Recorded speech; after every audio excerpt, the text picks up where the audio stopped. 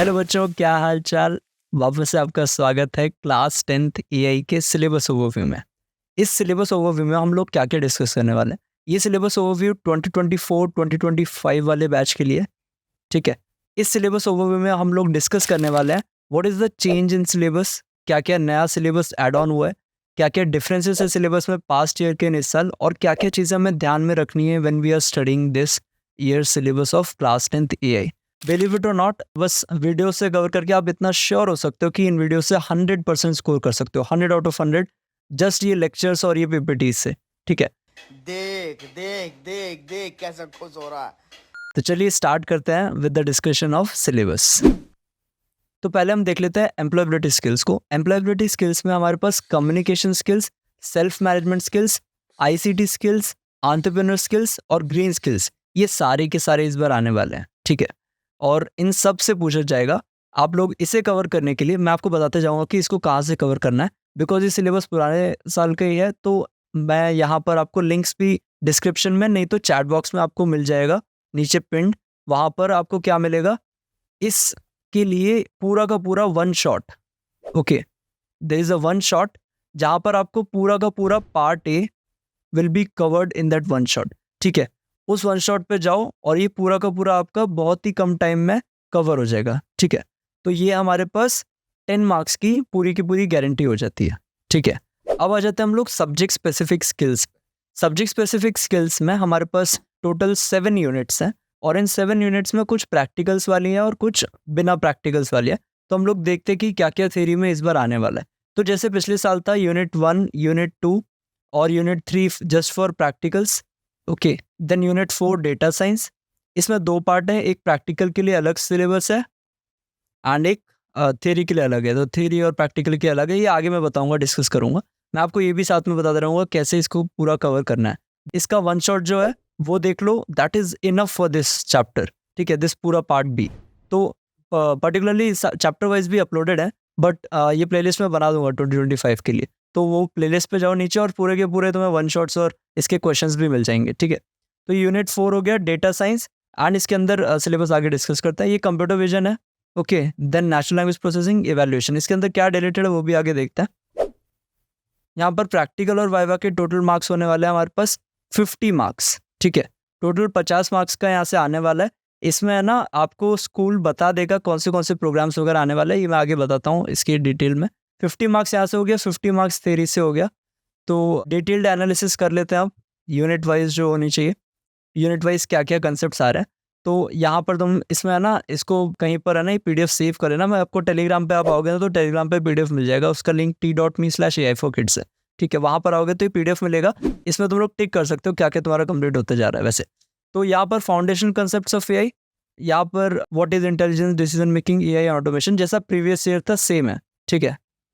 और फिर उसके बाद बेसिक्स ऑफ एआई, यहाँ पर भी एग्जैक्टली सेम है जो पिछले साल था, okay. Intro to AI MLDL, then domains of AI, then tools about AI, applications of AI and ethics of AI, okay। ethics में हमारे पास AI inclusion होता है, ठीक है, bias होता है, access होता है, ये सारी चीज़ें, ओके। तो ये यूनिट 1 हो गया। यूनिट 2 प्रोजेक्ट साइकिल, यहाँ पर जो नहीं है हमारे सिलेबस में वो है रीइंफोर्समेंट लर्निंग। ये पिछले साल भी नहीं था, इस साल भी नहीं है, तो ये वाला पार्ट आपको पढ़ने की जरूरत नहीं है। बाकी सारी चीज़ें हैं, ठीक है। SDGs, 4Ws, problem statement template from problem scoping, then data acquisition में सारा कलेक्टिंग वगैरह वो सारी चीज़ें, sources of data, then data visualisation and its tools exploration के अंदर, देन मॉडलिंग में ये rule based, learning based, supervise, unsupervise, and ये तीसरा जो है रीइंफोर्समेंट वो नहीं है। बाकी न्यूरल नेटवर्क्स, ये याद रखो, हर इंसान भूल जाता है इसको, सारे बच्चे भूल जाते हैं इसे। एंड देन लास्ट में बोलता है भैया न्यूरल नेटवर्क भी चैप्टर था क्या, ऐसा होना नहीं चाहिए आपके साथ, ठीक है। तो न्यूरल नेटवर्क का एक 10 मिनट का वीडियो है, उसे जाके तुम लोग ये न्यूरल नेटवर्क कंप्लीट कर सकते हो, ठीक है। इसमें कोई दिक्कत नहीं होगी, तो ये वहाँ पर जाके कंप्लीट हो जाएगा। 10 मिनट्स का वीडियो है, इसका भी लिंक है ना मैं आपको दे दूंगा डिस्क्रिप्शन में, ओके। या तो ये प्लेलिस्ट के अंदर आपके सारे वीडियो मिल जाएंगे, 2025 का जो प्लेलिस्ट होगा उसमें सब मिल जाएगा। फिर आता है इवैल्यूएशन। इवैल्यूएशन का एक सेपरेट चैप्टर है, तो उसे वहाँ पर हम डिस्कस करेंगे, ठीक है। ये जो थर्ड चैप्टर आपको होने वाला है, इसमें आपको स्कूल से ना प्रैक्टिकल्स करवाएंगे, और वो प्रैक्टिकल्स में क्या होगा, एक फाइल होगी एंड देन आपको पाइथन के कुछ प्रोग्राम्स होंगे, तो उन्हीं प्रोग्राम्स में से आपको देना। यहाँ पर सीबीएसई ने भी कुछ सजेस्ट किया प्रोग्राम, साथ में वो तो करने ही है, साथ में स्कूल में जो देंगे वो परफेक्टली उसको आप परफेक्ट करो तो इसमें आप प्रैक्टिकल में अच्छे मार्क्स ला सकते हो। देन डेटा साइंस में जो थ्योरी वाला पार्ट आ रहा है, इसका भी लेक्चर अपलोडेड है, डेटा साइंस डायरेक्ट देख सकते हो।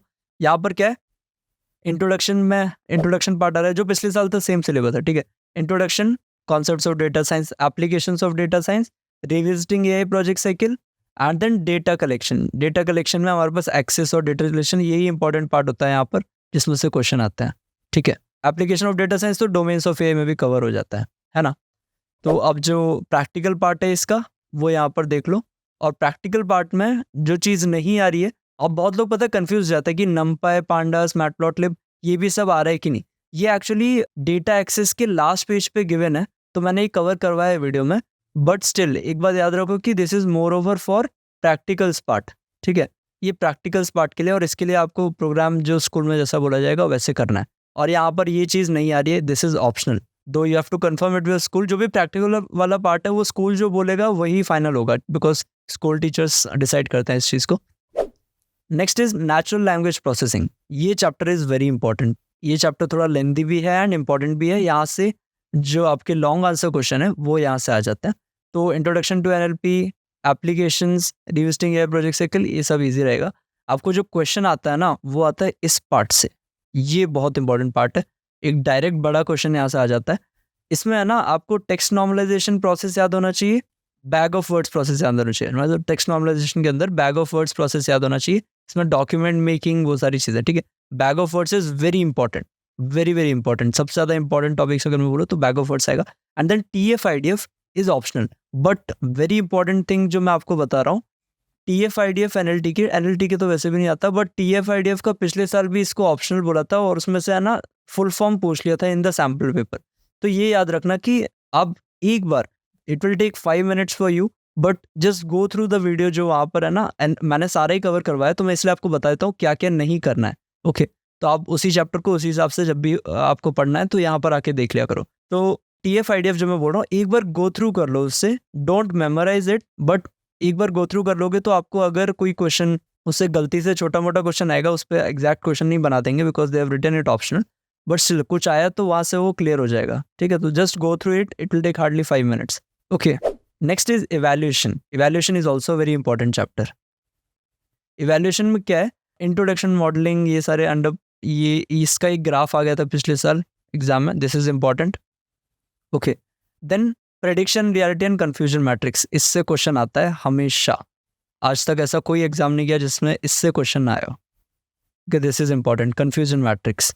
सो कंफ्यूजन मैट्रिक्स से क्वेश्चन आना बनता है। एंड देन ये एक्यूरेसी, प्रिसीजन, रिकॉल, इससे भी एक क्वेश्चन आने के चांसेस है, ठीक है। तो यहाँ पर ये हम पूरा का पूरा चैप्टर हमने यहाँ पर इंपॉर्टेंट डायरेक्टली मार्क कर लिया, ओके। अब जो बाकी रह जाता है आपका वो है प्रैक्टिकल वर्क। तो ये कुछ प्रोग्राम्स है जो CBSE ने सजेस्ट किए हैं। आई सजेस्ट यू कि जो स्कूल है वहाँ से आप कंफर्म कर लो, अदरवाइज ये जो प्रोग्राम्स है वो CBSE ने सजेस्ट किया आपको, ठीक है। तो यहाँ पर ये प्रोग्राम्स देख लो एंड देन CBSE ने जैसे आपका स्कूल आपको बताता है उसी हिसाब से आप आगे इसमें कंटिन्यू कर सकते हो। अगर आपको पाइथन में प्रॉब्लम हो ना, तो कंप्यूटर साइंस क्लास 11th का, ठीक है, कंप्यूटर साइंस में आपको है ना एक पाइथन का मेरा वीडियो होगा, तो वहाँ पर है ना पाइथन सीख सकते हो।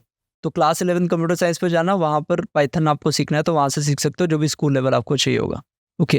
एंड ये प्रोजेक्ट फाइल का है, ये भी स्कूल आपको ज़्यादा अच्छे से बता देगा। जो CBSE ने गाइडलाइंस दी है वो मैंने यहाँ पर लिख दिया। बस एक चीज़ है, आपको इसमें कॉन्फिडेंट रहना है कि जो भी मटेरियल यहाँ पर मिल रहा है आप उससे पूरा का पूरा 100% स्कोर कर सकते हो। पिछले साल इतने सारे बच्चों ने किया है and AI is not very hard. आप उससे है ना क्या है, अपनी परसेंटेज बढ़ा सकते हो। इट्स नॉट कि आपको पूरे टाइम AI पे फोकस करना है, बट जितना टाइम आप दोगे उससे आपकी परसेंटेज बूस्ट हो जाएगी, ठीक है। तो प्रॉब्लम नहीं होगा कोई भी, बस इन लेक्चर्स को फॉलो कर लो, कोई टेंशन लेने की बात नहीं है, AI बहुत ही आसानी से हो जाएगा, ठीक है। टेलीग्राम ज्वाइन कर लेना। आई सजेस्ट यू कि ज्वाइन द टेलीग्राम ग्रुप। वहाँ पर सारे नोट्स, सारे PDFs जो भी हैं आपके मिलने वाले, ये आपका लिंक है टेलीग्राम का, यहाँ से आप है ना ज्वाइन कर लो टेलीग्राम, वहाँ पर आपको सब कुछ मिल जाएगा, ठीक है। Thank you for watching, be blessed, stay happy and keep learning.